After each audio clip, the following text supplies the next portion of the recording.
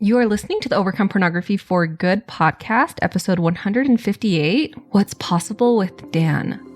Welcome to the Overcome Pornography for Good podcast, where we take a research-based, trauma-informed, and results-focused approach to quitting porn. This approach has been revolutionary and changed thousands and thousands of lives. I'm your host, Sarah Brewer.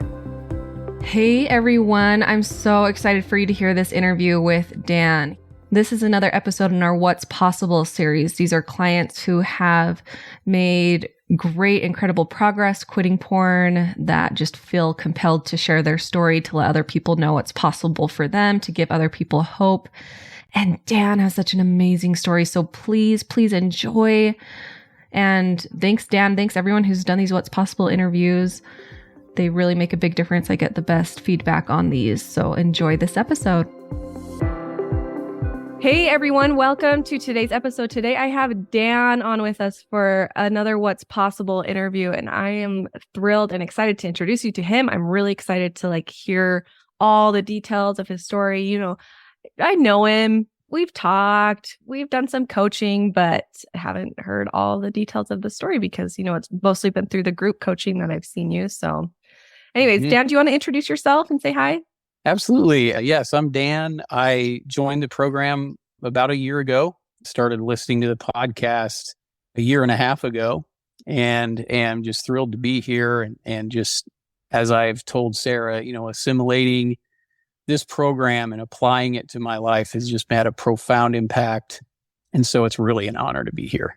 Yeah, thank you. I love these interviews because I say this whenever we do these, but people will get on and you hear about people having success in all these other areas of their life that are maybe a little easier to talk about or share. And so what we don't get too often is people telling their stories of how they quit porn.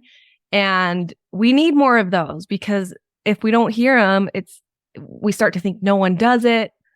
Right. It's just something you have to struggle with forever, but there are lots of people that do. Mm-hmm. That's so true. Yeah, because I started viewing porn when I was 15, partly by accident in a way. It was at a friend's house, and, one thing led to another. And I'm mid-50s now. So, this has been a 4-decade journey for me, and I've tried a lot of things. And this program changed my life. Just the way of looking at it, the way of thinking, everything shame-free, mindful. Those things will change a person's outlook, which then helps you quit. Yeah. Awesome. Mm-hmm. Cool. Well, tell us a little bit, what were your challenges for you in quitting porn before you started working in the program? And then if you want to tell us a little bit of your background or your story along with that. Okay. I would say I could boil it down to 3 things. First is just shame. Shame. I think I've said before, it's like heaping steamy amounts of shame. Just like everything in my life revolved around shame on you. You're a horrible person. The way that I saw myself was absolutely hampering my ability to see myself in a light that could overcome. And so because of that, it was just a constant cycle, as you talk about, a shame cycle over and over. The second would be the use of willpower. The questions that go through your head, like, why can't you just make yourself quit this? Why can't you, be strong enough? And pushing that beach ball down doesn't work. It's like it goes, you get it underwater, as you've talked about, and you hold it, and you feel really strong, and then you just can't, and it pops back up, and you think, why isn't this working? And it's because willpower just doesn't work. The third one is just a lack of transparency. I think once I told my story and started interacting with other people who have a similar story, or with people in the program, with my spouse, being transparent about my life made it less shame-inducing. And so those 3 things, because I was living a secret life, I was using willpower, and I was talking very negatively to myself with shame. I was not going to ever overcome porn doing that. Yeah, I love that. I love Yeah. that you mentioned the lack of transparency and how vital that was for you. I think it's Brene Brown, who I love and quote all the time. I think it's her. She says, shame thrives in darkness and it dissipates in light. That's right. That's right. Oh. It does. Yeah. I even tried other programs that had phone filters, a variety of things to try and willpower through and sort of use an outside influence to make me be good. In my mind, it was like, that's how I'm going to overcome. Mm-hmm. But then, the transformational part is when you realize that doing the hard work of saying, why is this important to me from the inside out? Like, this is me deciding this, and not because I want to have a certain reputation or because I'm worried about hurting other people, but because of what it is that I want from my life. And porn wasn't a part of that, and so rather than making it an outside, someone else's responsibility to help me be transformed, it became my responsibility. Yeah, really nice. Do you want to tell us a little bit of the background? So you said it started when you're 15 at a friend's house. Oh, and like, how normal is that? It's like so many people's stories, but yet we don't talk about it. And so people feel horrible. But tell us a little bit about that. Tell us a little bit about like your journey up until maybe a year and a half ago when you found these tools. Yeah, I started when I was young. I was part of a large family, a lot of kids. And so I think I grew up, it wasn't, my parents are great, but when you have that many children, and there were 8 of us, it was difficult, I think, to feel like you were seen in that environment. And so I was always looking for some place, to belong and to be. And as you said, I went to a friend's house and his uncle had a bunch of magazines there. And that's where it started. Hey, this is an escape from my reality. Now what I would call a buffer. This is a way to get away from it all. And at the time I didn't really even know that, you don't have the awareness intellectually. Right. But that's where it started. And then it became such a dopamine habit. That's when, again, the program really helps because it defines the things that you look back on. You say, yep, this is exactly what was happening to me. And I didn't even realize it because you get this dopamine, habit going in your life where you turn to that every time something's emotional or something's not going well. And I come from a conservative Christian background. I served in ministry for a long period of time. I work in the financial industry now, but I'm really, throughout all of my life, I've had periods where I'm not using for a long time, willpower, just my sheer desire to not do this allowed me to have seasons where I wasn't, but it was never with that intrinsic confidence that I have overcome pornography like I have today. And so my story, ultimately, I am divorced. I'm married again. And I thought even that new relationship would solve the problem, right? It's like, okay, this new fresh relationship is going to infuse what I need to never go back to this. And that works for a while. But unfortunately, again, it wasn't me. It was me using an outside influence to say, okay, that influence is going to make the difference. And so some really challenging things happened in my work life where I went back to porn use and then finally opened up, became transparent to my spouse. And that was also a year and a half ago. And it was devastating. I mean, and I will say this, like, I think for those of us who have the habit of using porn, a lot of times I think when we talk to our spouse, it's not the porn use that's really hurtful. It's the lying and the deception that was going on. Yes. And that's how my wife felt. And, it is still, I'm sure working through that. But it was also a profound new beginning because I started praying earnestly, okay, I need tools to help me, this time to not go back to this. And lo and behold, I mean, it's an answer to prayer, in my opinion. Maybe it's just Facebook stalking me. I don't know. No. But it really was. Your program popped up on my Facebook as an ad. Yeah.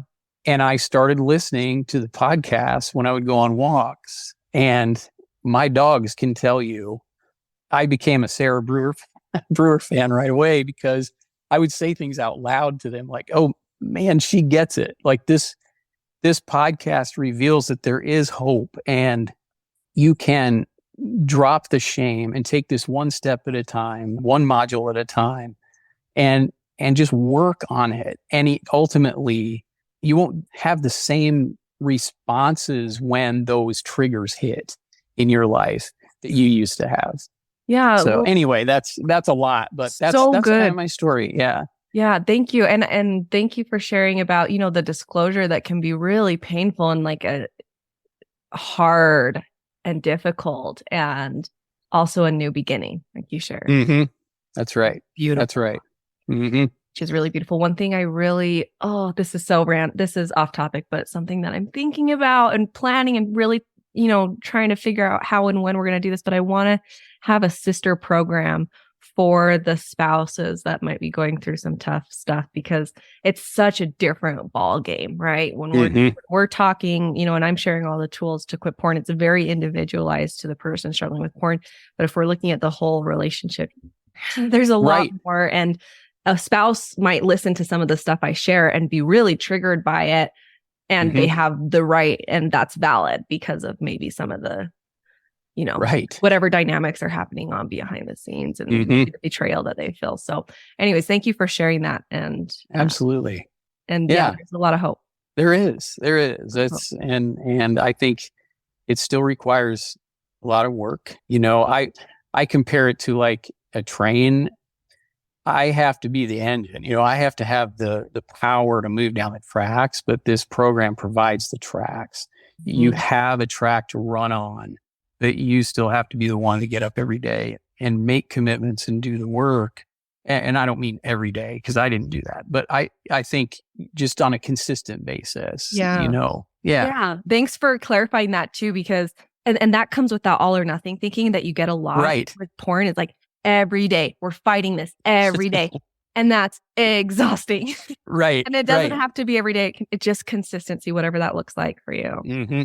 That's right. That's right. Because there have been times where I go a month without really doing a lot, but then I'll go a week where it's just, an hour a day. So it really is truly an individualized journey, I think.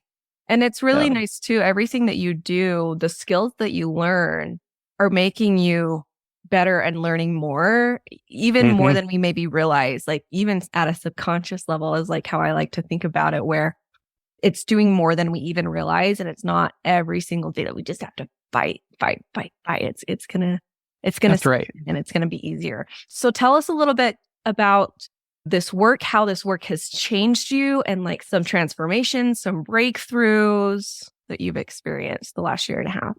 Excellent. So I would start with just the word grounded.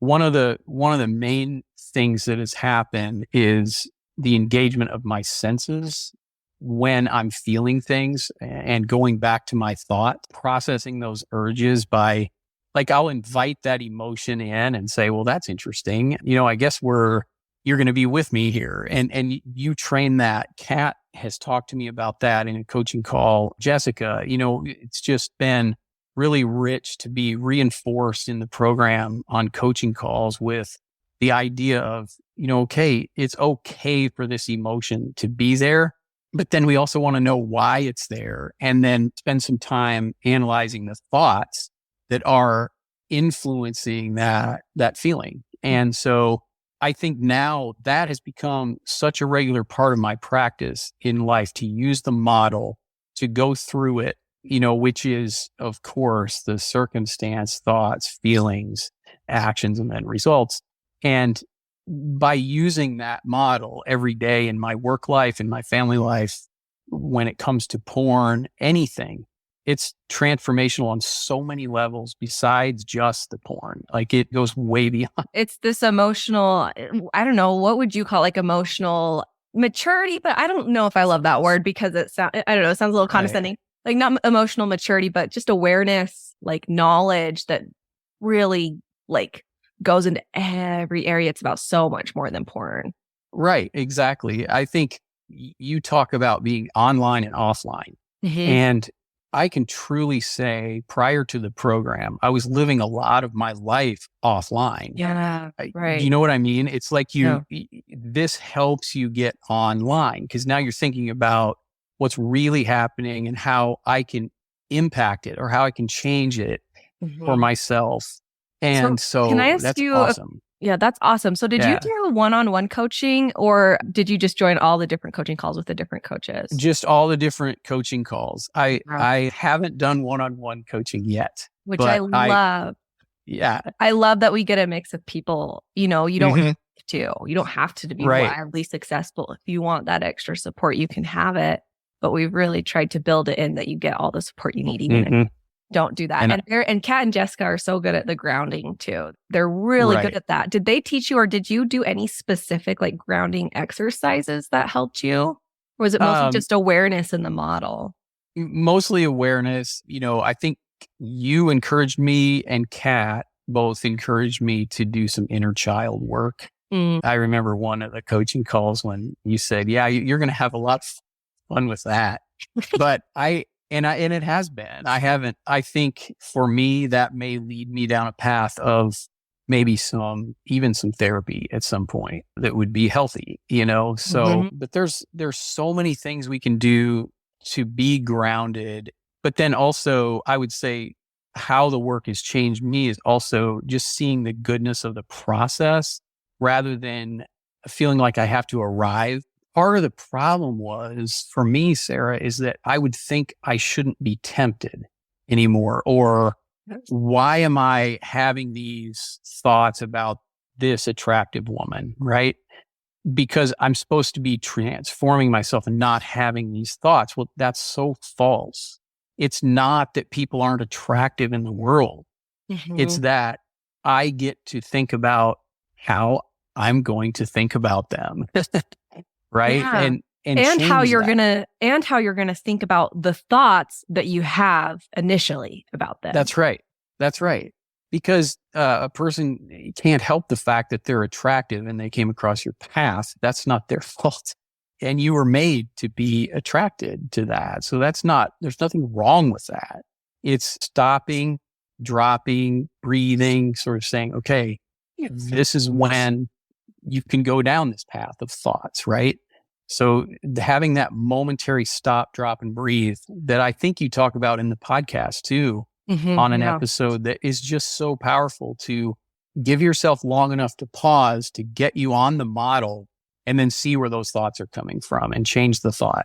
So it's huge. It's just huge.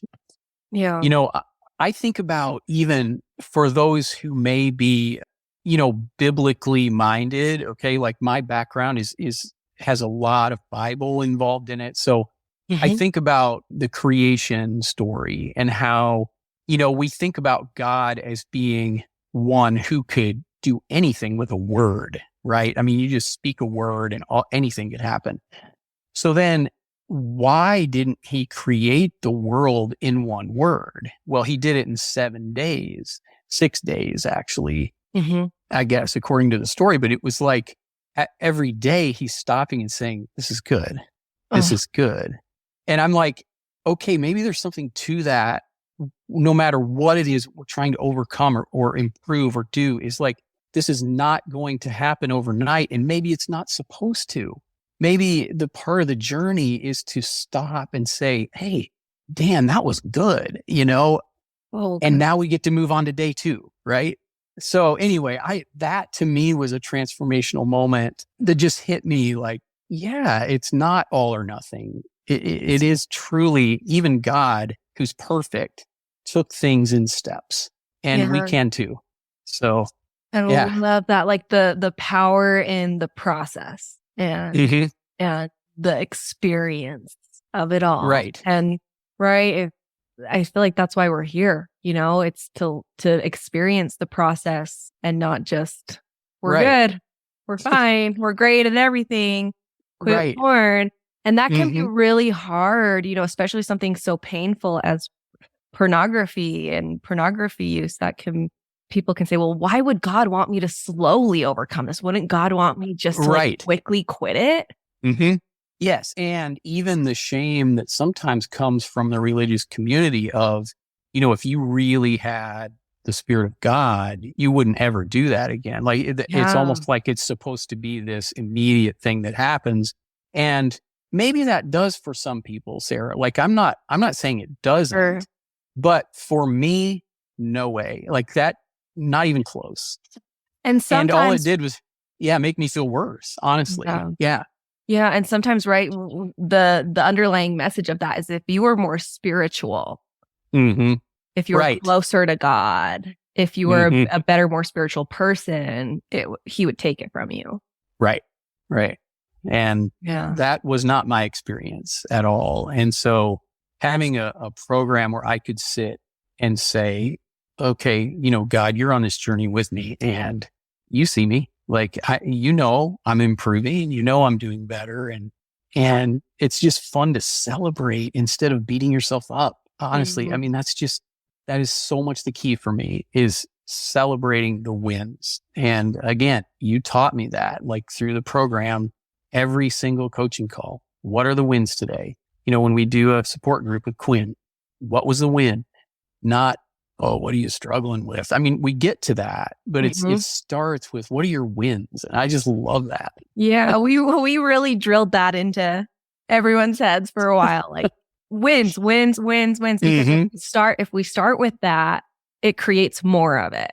It's like gratitude. When we're grateful, we find more things to be grateful for. We create more gratitude in our life. If we start with those wins and the celebrations, we're going to create more of that than if we're only focusing on what's wrong.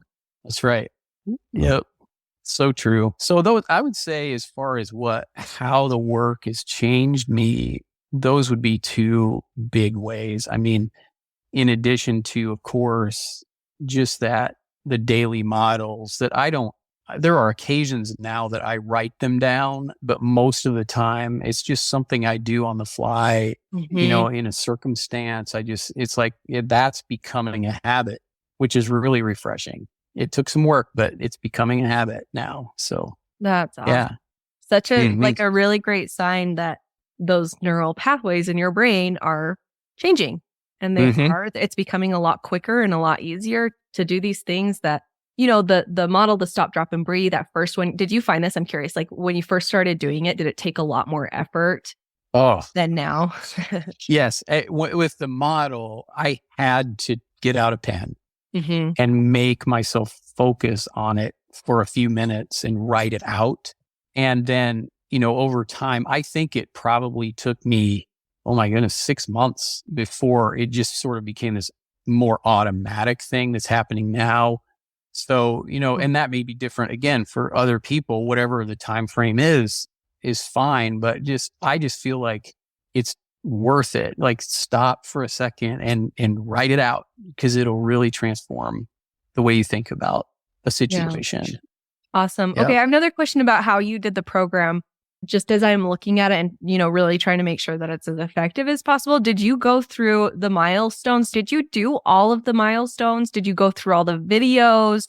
What was the most helpful with you, like program content wise? This is kind of a selfish question for me. Nope, that's great. I started out by watching everything in the program except the replay coaching calls because there's just so many of them. Yeah. But all of the program content, I went through it systematically. I can't remember now if I necessarily did them in order. I would more sit down at the computer and go, okay, which one sounds interesting to me today? And then play it.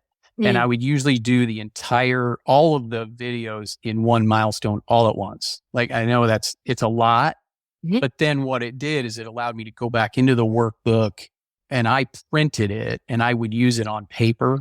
I'm kind of old fashioned, I guess. I just love the paper and the pen over the, typing, but it was great because then I could go through the worksheets on my own time and schedule, but I sort of had the entire milestone in my head at that point from all of the videos. Yeah. And I will say, I mean, for me, the urges one was first. I had to get that, really before my head was clear enough to do other things. And then it went into the big one, big one for me is beliefs and identity. Just changing how I see myself, especially that one worksheet about things this isn't the way it's worded, but it's basically things I like about myself. You have no idea how brutal that, I'm like, oh, do I like I think anything I about remember myself? you bringing that up in a call once. Yeah. I think I remember you saying that was really hard. Yeah. Yes. Yeah. And so, but it was so good. And then just being able to hop on and watch a coaching call, because it's amazing when other people bring up what their questions are, what maybe a struggle is. It's always relevant. I mean, no matter how far I go into the program, oh, I can't wait to listen to another coaching call, because even if I'm in a different place today than I was a year ago with my journey, I still look back on things and go, oh, well, there's something I didn't think about before, as you all are doing the coaching. So, and one other thing I will say too, the podcast roadmap that you're sending out is really powerful. I think I listen to the podcast in order, one episode at a time. I started out one a day, and that continued for a very long time until I ran out of episodes. And then I had to cut back to once a week because I had to wait for you to release a new one. But it was great. And what really stood out to me were the 4 pillars, because if anyone's listening through the podcast, that would be something you could do too, is look at least for me, it worked to do, the shame-free commitment, the mindful urge management, emotional regulation, and then becoming a new person. That's exactly what happens, I think, over time. Yeah. And you have to give yourself permission to let that time be what it is for you. But those are still the pillars. I thought those 4 episodes were really powerful. Yeah. Nice. Thank you. Yeah. Thanks for sharing that with me and with everyone else. Okay. Awesome. Okay. Anything you want to add on? Let's see. I'm looking at this other question. How have your relationships, life, and your impact all grown as a result of the work you've done? First of all, I don't see myself in a negative light as much because of the work of the program. And, porn had a lot to do with that, because I had so much shame around the habit of porn. And so once that becomes something that I'm empowered to overcome, then it's well, why not in these other areas as well? Including, I feel like being more present for my wife and less offended by her. When she says no or says, this isn't working for me, I don't get offended and think, hey, I got to go into my own, offline state here to get through this. I can go into the mindset of being present and really getting to love and know someone in a way that's been difficult for me in my life because of my porn habit. And it's I'm telling you guys, I probably get emotional because it's so powerful. That really learning to having sticking with the program and doing the work, no matter how long it takes, to be able to say, wow, I'm really starting to see what it's like to be in a relationship with someone where it's fully transparent and we see each other, and that's only going to get better with time. So I'm really excited about that. Well, and then once you learn how to sit with yourself in emotion and negative emotion and hard emotion, that's when you can do that with other people. And that's when it becomes if I can just sit with you and whatever it is you're bringing to me without going offline and getting triggered and all the things. If I'm comfortable-ish with negative emotion that you're bringing me, that's when it can get real. Relationships can get really deep. Absolutely, that's right. In fact, I would say to that, my emotions have become my friends. I love that you referenced the movie Inside Out and also the book, the children's book. I can't remember what it's called, but about the bears or whatever Going on who a have bear to go. hunt. Yeah, going on a bear hunt, because that's so true. Also, I mean, like, Kat's the one who, she just made me laugh because the one time during coaching, she was like, "Yeah, just tell that emotion that, okay, you're here, you're going to be my friend for the day. That's okay." And I think you've said it too, but I never looked at life that way. I always thought, oh, I hate this emotion. I got to fight it. I need to push it away. I need to try to get over it. And instead of that, it's like, no, it's actually pretty rewarding to just embrace it and say, okay, this is what we're doing right now. And so, yeah, that's been a big deal with relationships too. Yeah. Absolutely. Yep. Awesome. Anything else that you want to add from? Oh boy, man, I tell you what, so many things. I mean, like just thinking through the fact that being in the program isn't a limited time access. Mm. You know, I cannot think of any better investment of money, and really even a better investment of time, because even as this process of overcoming for me is becoming what it is, like where I can say I've overcome pornography, that doesn't mean that I don't still want community and growth and a time to listen and to talk with other people. And I'm telling you, I don't know what inspired you to make this program like you did, but thank you sincerely. That it's huge to be able to know, hey, I can hop on and be a part of this anytime that I need it as I go forward. So yeah, I love that. Mm-hmm. Thank you. A big motivator with that was just getting rid of all the barriers we can around the all or nothing thinking. Right. And so, right, like, okay, I joined this program. I've got a year, immediate pressure. Right. Immediate pressure, which will immediately make it harder.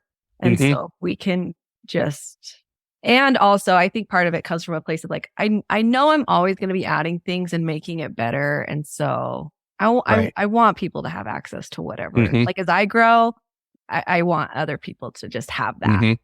Yes. Yeah. Well, and I think it's led to, you know, other things too. And I know now, you know, you have even from a business side, you have a very loyal client who's going to be here forever. So I would say, you know, it's just wonderful for everybody.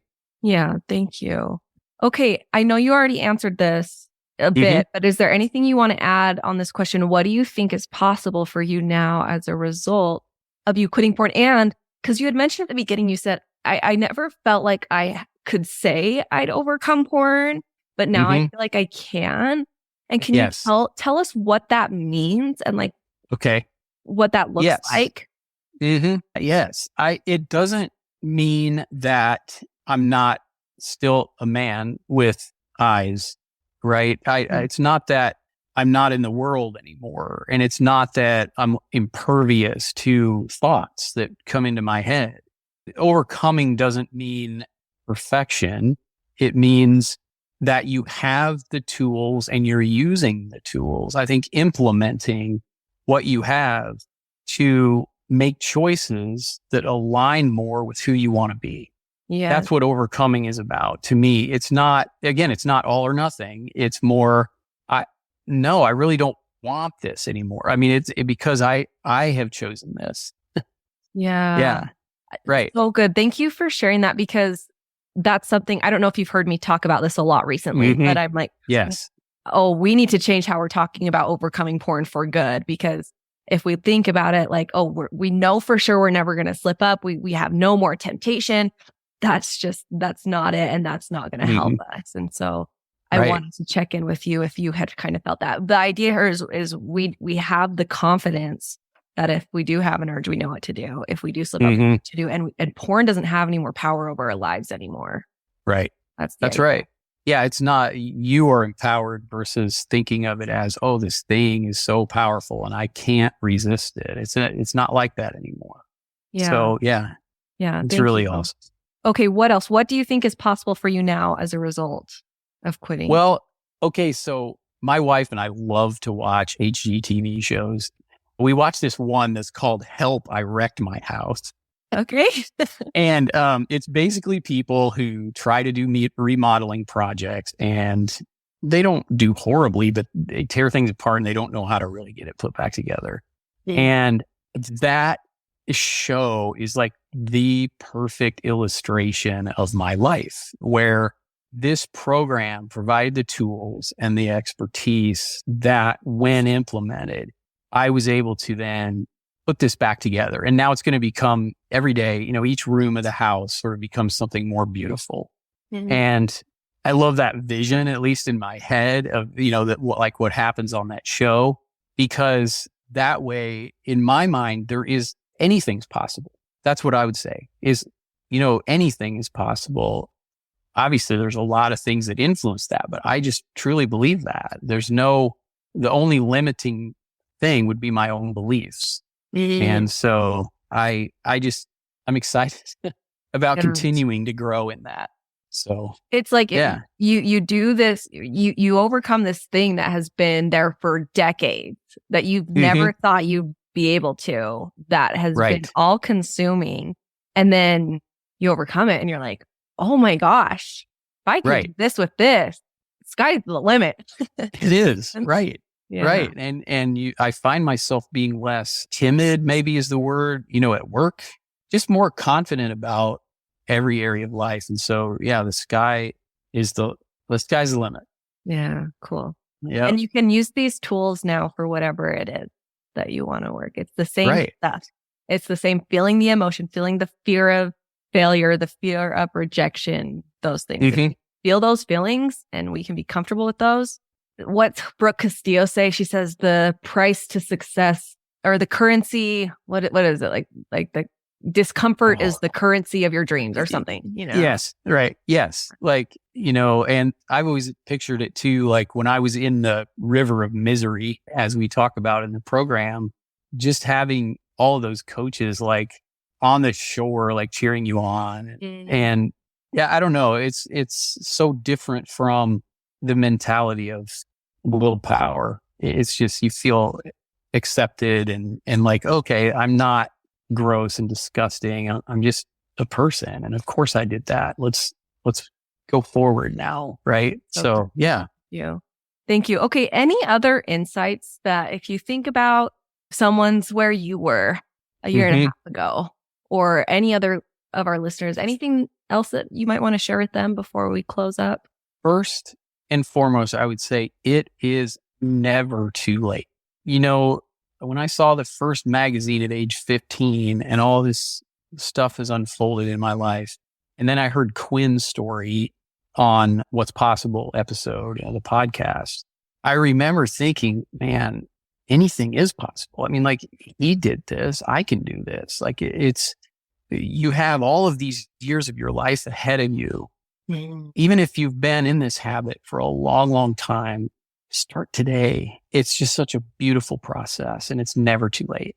Another one would be just, and we've talked about this, but do the milestones or listen to the podcast in a way that works for you. I think too many times people think that, that there's a prescription, and there's really not. You have to just go at it from who you are and where you are and what you think is going to speak to you today, and let the program unfold in your life one day at a time. Don't feel pressure about it.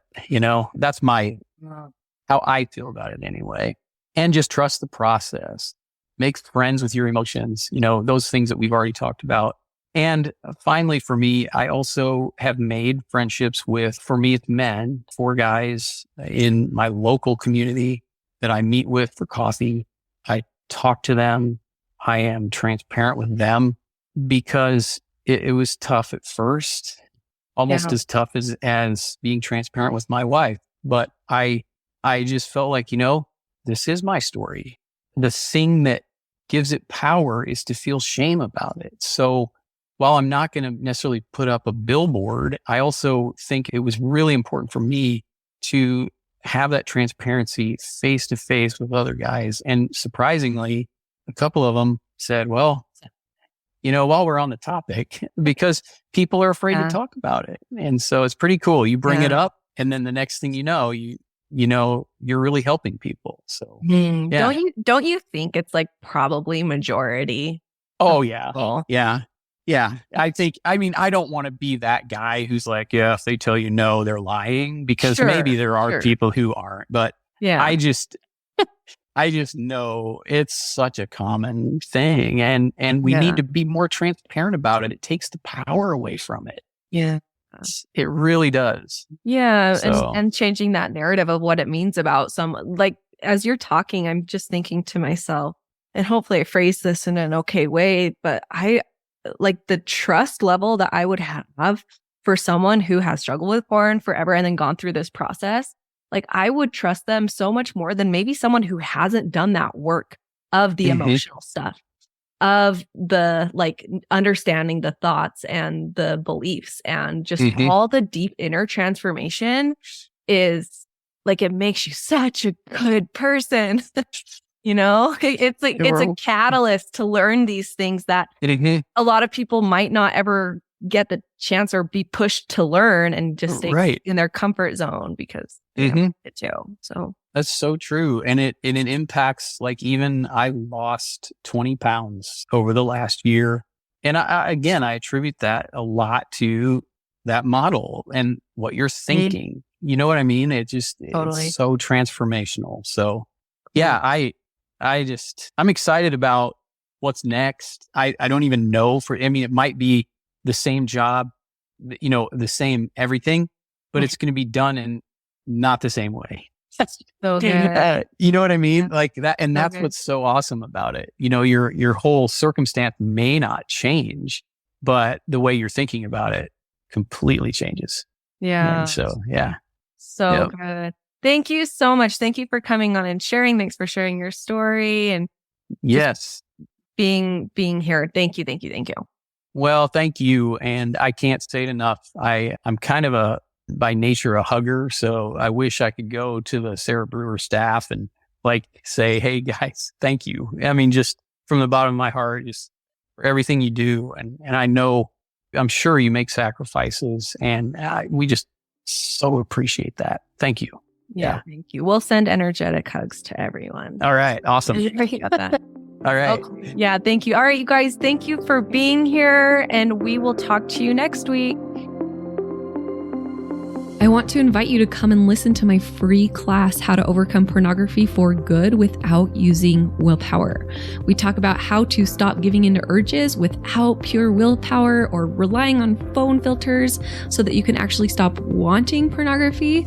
We talk about how to stop giving up after a few weeks or months, and spoiler alert, the answer isn't have more willpower. And then lastly, we talk about how to make a life without porn easily sustainable and permanent. If you're trying to quit porn, this class is a game changer. So you can go and sign up at sarahbrewer.com/masterclass, and it is totally free.